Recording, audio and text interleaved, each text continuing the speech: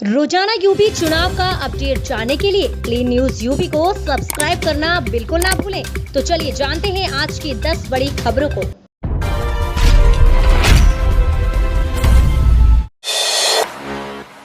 PM Modi Meerut खेल वीवी शिलान्यास 700 करोड़ की लागत 91 एकड़ का campus major Dhyanchand sports university में होंगी ये सुविधाएं। मेरठ में खेल विश्वविद्यालय का दशकों पुराना सपना अब साकार होगा। युवाओं को खेलों में अंतर्राष्ट्रीय और राष्ट्रीय स्तर पर अपना जौहर दिखाने के लिए मेजर ध्यानचंद खेल विश्वविद्यालय मील का पत्थर साबित होने वाला है। इससे युवाओं को खेलों में अंतर्राष्ट्रीय स्तर पर अपनी प्रतिभा का लोहा मनवाने का मौका मिलेगा और खेलेगा यूपी, जीतेगा यूपी। मुख्यमंत्री योगी आदित्यनाथ ने 700 करोड़ की लागत से मेरठ के सरधना तहसील के सलावा में प्रदेश के पहले मेजर ध्यानचंद खेल विश्वविद्यालय की घोषणा की। विश्वविद्यालय में युवाओं को सभी प्रकार के खेलों का प्रशिक्षण दिया जाएगा। राष्ट्रीय अंतर्राष्ट्रीय प्रतियोगिताओं के आधार पर स्नातक की डिग्री दी जाएगी। विश्वविद्यालय से bachelor degree in sports, diploma, certificate पर स्नातक, एमफिल और पीएचडी आदि कोर्स होंगे। विश्वविद्यालय में 540 पुरुष और 540 महिला खिलाड़ियों को प्रशिक्षित करने की व्यवस्था होगी। सीएम ने प्रदेश में खेल और खिलाड़ियों को प्रोत्साहित करने के लिए हाल ही में खिलाड़ियों की डाइट मनी 250 रुपए से 375 रुपए किया है। पहले राष्ट्रीय चैंपियनशिप जीतने पर 50,000 रुपए दिए जाते थे, जिसे सीएम ने बढ़ाकर 10 लाख रुपए किए हैं। इसके अलावा उन्होंने 50 अंतर्राष्ट्रीय स्तर के कोच रखने के निर्देश दिए हैं। खेल विभाग में 266 पदों पर नियुक्ति के आदेश दिए हैं। इसमें 16 क्रीडा अधिकारी, 100 उप क्रीडा अधिकारी, 1.5 सहायक प्रशिक्षक शामिल है। यूपी कैबिनेट का बड़ा फैसला, आंगनबाड़ी कार्यकर्तियों को सहायिकाओं का बढ़ेगा मानदेय, प्रोत्साहन राशि भी मिलेगी। प्रदेश सरकार ने आंगनबाड़ी कार्यकर्तियों को मिनी आंगनबाड़ी कार्यकर्तियों एवं सहायिकाओं के मानदेय में वृद्धि करने का फैसला किया है। कोविड-19 की विषम परिस्थितियों में किए गए सराहनीय कार्य के लिए तीनों को प्रोत्साहन राशि भी दी जाएगी। ये फैसला शनिवार को कैबिनेट बाय सर्कुलेशन में लिया गया। कैबिनेट ने इस संबंध में बाल विकास एवं पुष्टाहार विभाग की तरफ से पेश किए गए प्रस्ताव को अपनी मंजूरी दी है। मानदेय में बढ़ोतरी की धनराशि एवं प्रोत्साहन राशि की घोषणा मुख्यमंत्री योगी आदित्यनाथ द्वारा की जाएगी। कैबिनेट ने सहायता प्राप्त माध्यमिक विद्यालयों एवं सहायता प्राप्त संस्कृत माध्यमिक विद्यालयों के जीर्णोद्धार, मरम्मत, पुनर्निर्माण एवं अवस्थापना सुविधाओं के सर्जन के लिए सहयोगी अनुदान के लिए तैयार की गई गाइडलाइंस को भी मंजूरी दी है। इसके तहत 5 साल पुराने विद्यालयों को ही अनुदान मिलेगा। ये शर्त भी होगी कि जितना पैसा विद्यालय अपने पास से खर्च करेंगे उतना ही पैसा राज्य सरकार भी अनुदान के लिए देगी। राज्य सरकार ने अनुपूरक बजट में इसके लिए 200 करोड़ रुपए की व्यवस्था की है। क्या इस बार विधानसभा चुनाव में गन्ना मूल्य को सपा, बसपा और कांग्रेस नहीं बना पाएंगे हथियार? जानिए योगी सरकार ने क्या क्या किया।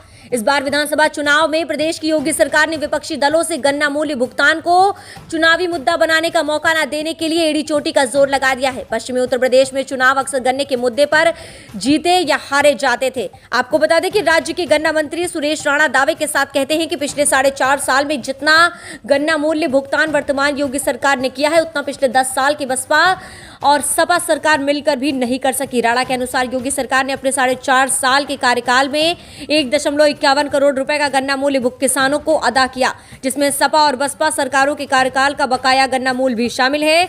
जबकि सपा सरकार ने अपने कार्यकाल में 95 और 1000, बसपा सरकार ने 55,000 करोड़ रुपए का गन्ना मूल्य भुगतान किसानों को किया है। जहां एक तरफ योगी सरकार ने चालू पेराई के सन के लिए गन्ना मूल्य में 25 रुपए कुंटल की बढ़ोतरी की है, अपने पूरे कार्यकाल में इस सरकार ने गन्ना मूल्य 35 रुपए प्रति कुंटल बढ़ाया। वहीं दूसरी तरफ अब तक पिछले पेराई सन 2020-21 के गन्ना मूल्य का 95% भुगतान कर दिया गया है। चुनाव से पहले योगी कैबिनेट का बड़ा फैसला, 1.30 करोड़ लोगों को फरवरी में फ्री मिलेगी 3 महीने की चीनी।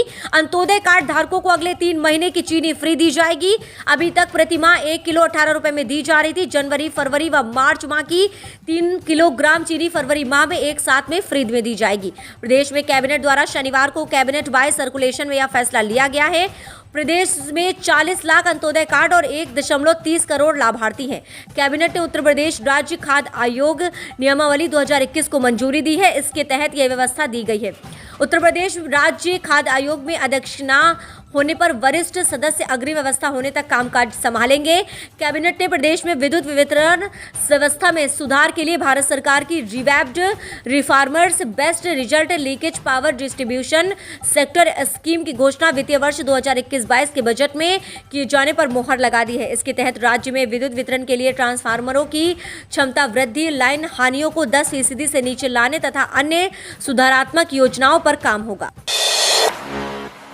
सभा अध्यक्ष अखिलेश यादव की लुभावनी घोषणा, सरकार बनने पर देंगे 300 यूनिट फ्री बिजली।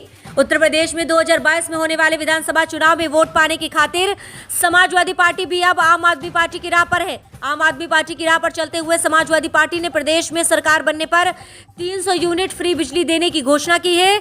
उत्तर प्रदेश विधानसभा चुनाव को लेकर समाजवादी पार्टी जोरदार तैयारी के साथ मैदान में उतरने के लिए अब लुभावनी घोषणा करने लगी है। लखनऊ में शनिवार को समाजवादी पार्टी के कार्यालय में पार्टी के राष्ट्रीय अध्यक्ष अखिलेश यादव ने उत्तर प्रदेश में 2022 में समाजवादी पार्टी की सरकार बनने पर 300 यूनिट मुफ्त बिजली देने की घोषणा की है। सपा प्रमुख अखिलेश यादव ने उत्तर प्रदेश में पार्टी की सरकार बनने पर किसानों और आम लोगों के लिए बड़ा ऐलान किया है।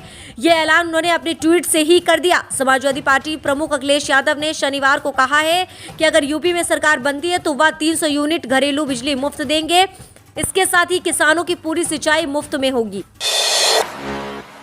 गढ़ बचाने की बेकरारी में प्रियंका की अमेठी में बड़ी दिलचस्पी, 2002 में भी उठाया था दलित उत्पीड़न का मुद्दा। कांग्रेस महासचिव व यूपी प्रभारी प्रियंका वाड्रा की अमेठी में एक बार फिर दिलचस्पी बढ़ रही है। दलित राजनीति में प्रियंका की बढ़ती प्रभाव को रोकने के लिए तत्कालीन मुख्यमंत्री मायावती ने अमेठी में सावधान रैली कर संसदीय क्षेत्र को जिला बनाने के साथ बड़ी सौगात दी थी। एक बार फिर अमेठी में कुछ वैसे ही हालात बन रहे हैं। कुछ ऐसे ही हालात अमेठी में 19 साल पहले भी बने थे। बात नवंबर 2002 की है, जब प्रियंका की राजनीति में औपचारिक एंट्री नहीं हुई थी।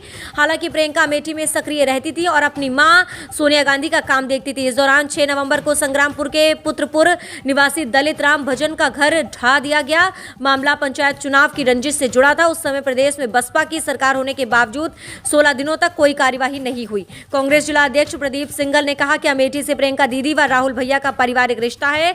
यहां हमेशा यहां के लोगों के दुख सुख में रहते हैं और आगे भी साथ रहेंगे। योगी कैबिनेट का एक और बड़ा फैसला, यूपी के 28 लाख कर्मचारियों और पेंशनरों को मिलेगा कैशलेस इलाज। यूपी के कर्मचारियों तथा पेंशनरों को कैशलेस चिकित्सा सुविधा उपलब्ध कराए जाने के लिए राज्य सरकार ने पंडित दीनदयाल उपाध्याय राज्य कर्मचारी कैशलेस चिकित्सा योजना शुरू की है।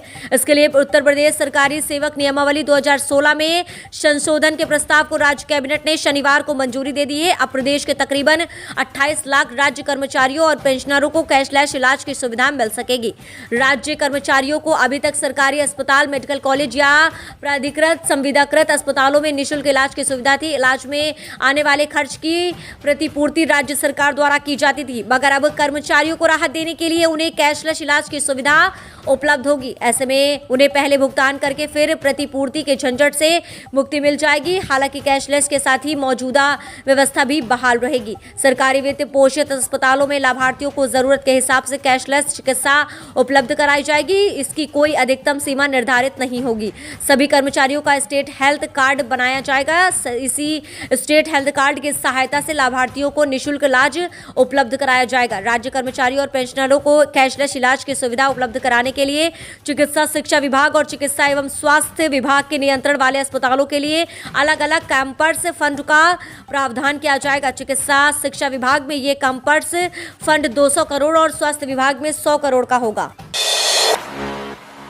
लखनऊ में आज गरजेंगे दिल्ली के सीएम अरविंद केजरीवाल, बेरोजगारी भत्ते की कर सकते हैं घोषणा।